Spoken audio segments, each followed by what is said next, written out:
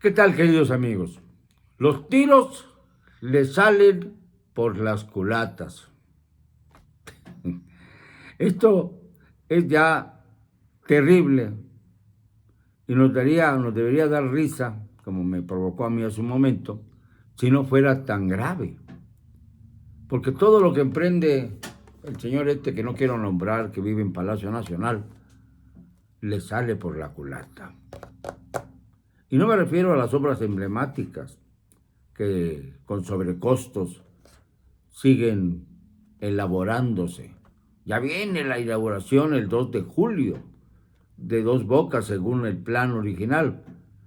Rocío Nale, la secretaria de Energía, tiene una cara de pánico, peor que la de los futbolistas derrotados el día de ayer en este torneo futbolístico que está dividido en dos partes.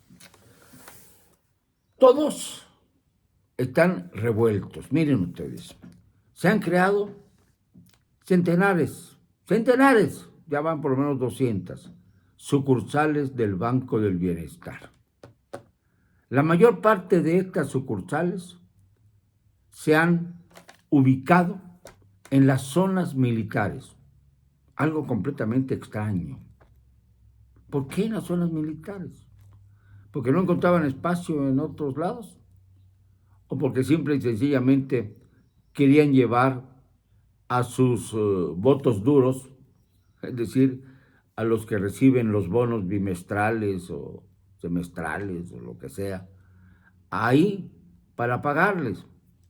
Pero resulta que en la mayor parte de los casos, los bancos del bienestar se han inaugurado sin que tengan enseres, o sea, no tienen ni escritorios, ni cajas, no tienen nada, están vacíos, son cascarones vacíos, que lucieron, eso sí, a la hora en que el Ejecutivo llegó para hacer inauguraciones. Y lo mismo sucede con los cuarteles, 240, que se han edificado por todo el país para la Guardia Nacional. La Guardia Nacional, que supuestamente estaba dirigida a enfrentar la lucha contra el narcotráfico y a asegurar que no se extendiera la violencia por todo el país, ya ha ocurrido exactamente lo contrario.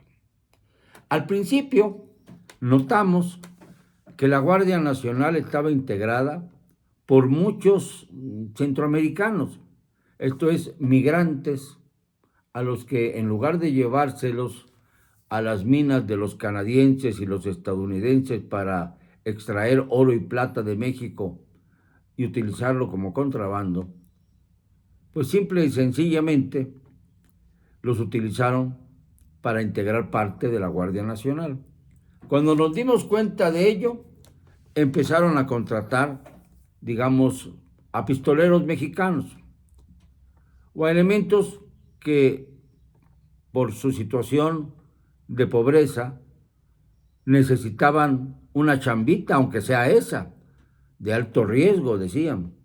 Pues bien, los cárteles cada vez tienen más fuerza que la Guardia Nacional y que el Ejército. Ya vimos cómo los corretearon allá por Michoacán. Ya vimos cómo han perdido la guerra de Aguililla en Michoacán también. Cómo no han podido lograr someter a las guardias de los que independientemente han tratado de evitar caer en manos de soldados o de narcos.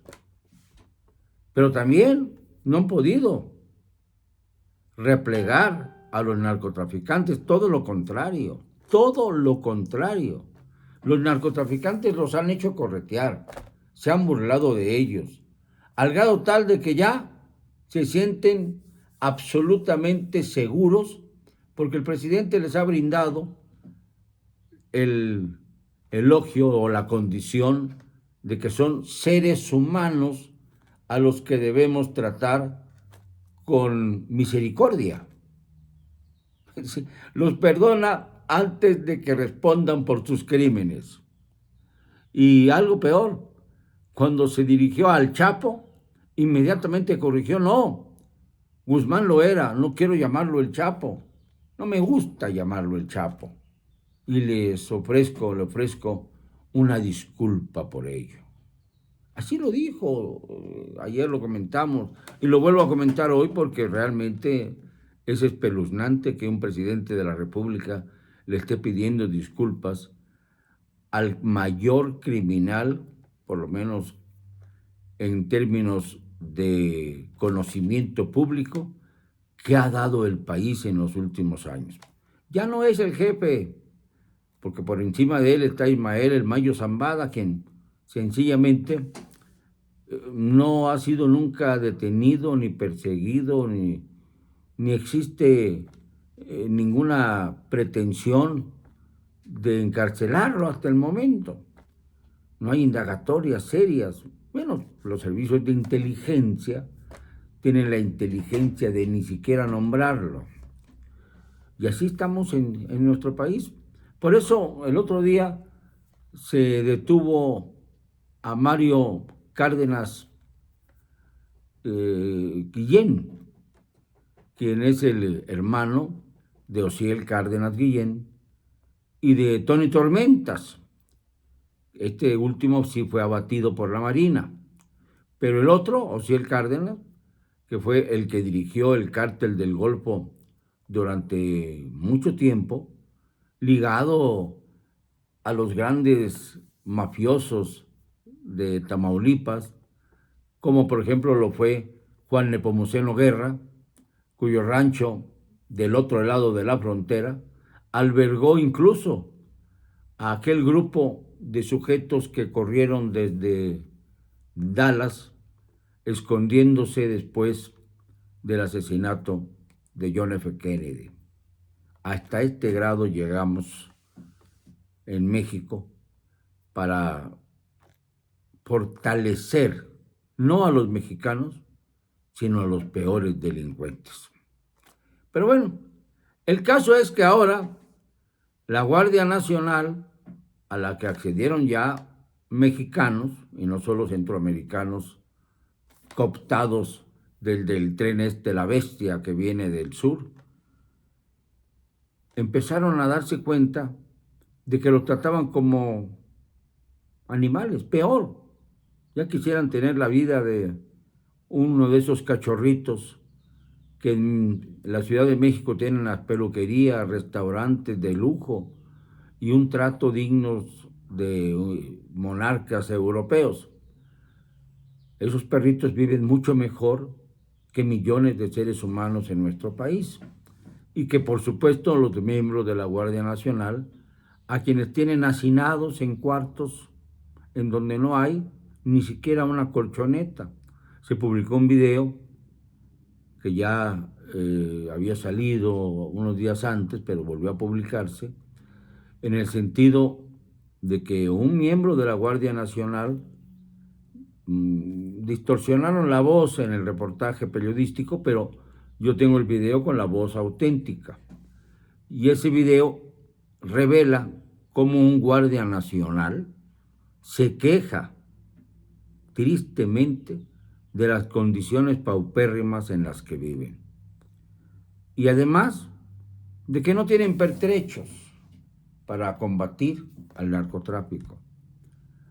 Si ponemos una calificación, podemos decir que los narcotraficantes tienen 5 en cuanto al número de armamentos y de alto poder además, contra 1 o 2 que tiene el Ejército y la Guardia Nacional.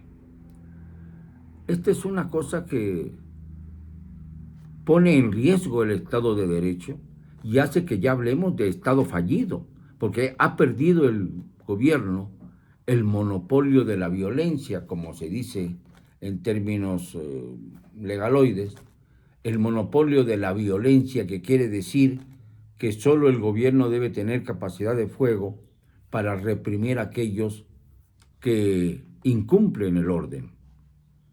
Pero como en el caso de los narcotraficantes no respetan ninguna ley, por algo el presidente dijo que no le vengan con aquello de que la ley es la ley.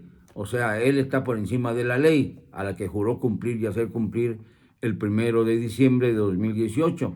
Esta fue su primera gran mentira.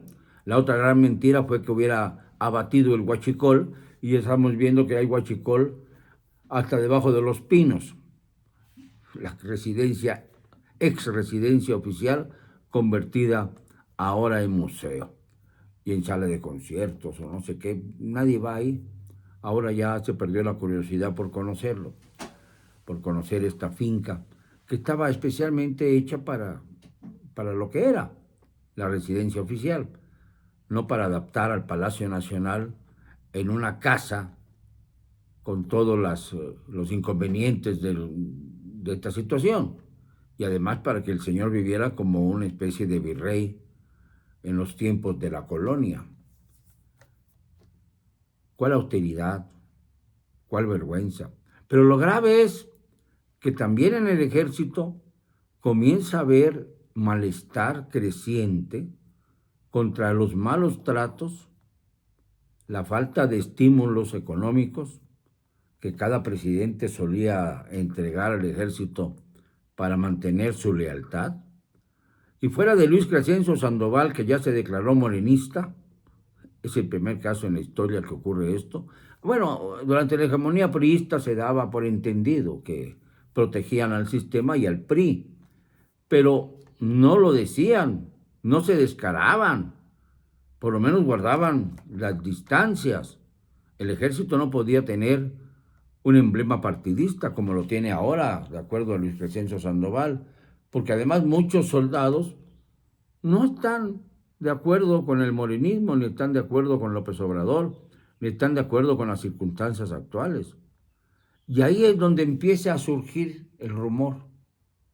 ¿Y qué tal si para el 2024 se designa un general para ser candidato a la presidencia? No sé cuál partido se atreviera. Y que ganara este general y retroceder a las épocas del general Manuel Ávila Camacho, que fue el último presidente militar del país. Y yo les contesto humildemente, porque no es uno el que me lo ha dicho, han sido varios. Les contesto, una vez que un militar llega a la presidencia, la dictadura militar es inminente. No hay forma de que a través de los militares alcancemos ningún punto de democracia. La democracia no tiene que ver con el ejército. La democracia tiene que ver con los órganos electorales que ahora mismo están diciendo a través de su vocero, de su presidente consejero Lorenzo Córdoba, que no podrá haber elecciones en 2024 porque están en riesgo debido a que no les dan el presupuesto suficiente para realizarlas. Y hacen una investigación, un análisis de cómo han ido costeando las distintas elecciones presidenciales a través de los últimos años. Es decir, no hay democracia y los militares están encendidos, empiezan a molestar. La Guardia Nacional dice, bueno, que no tienen siquiera condición de seres humanos para que podamos trabajar en nuestros respectivos encargos. Pero el presidente no hace caso. El presidente sigue y sigue con sus balandronadas, porque no se les puede llamar de otra manera, insistiendo en que los que lo atacan somos una especie de sicarios de la información. Bueno, a él le dicen los venezolanos que viven en los Estados Unidos, ya le pusieron mote, le dicen el Pancho Villa bolivariano. Bueno, yo no sé cómo contestar a esto. Desde luego yo respeto mucho la figura de Villa, pero como lo dicen los venezolanos, es como para señalar el bandidaje político de este señor que está en Palacio Nacional. el bandidaje político. Así lo veo yo, porque esto de su gira por Centroamérica y el Caribe no fue más que una tomadura de pelo, un acercamiento a los dictadores, y ya lo volvieron gestor para que los dictadores vayan a los Estados Unidos, cuando Nicolás Maduro tiene órdenes de aprehensión ahí, el de Venezuela, para asistir a la Cumbre de las Américas en Los Ángeles, California, dentro de unos días. En fin, se ha caído el escenario y López Obrador sencillamente está perdiendo también al Ejército y a la Guardia Nacional. Y esto es en verdad peligroso. Perdónenme, no me van a callar. Y lo digo hoy y siempre con cero cobardía.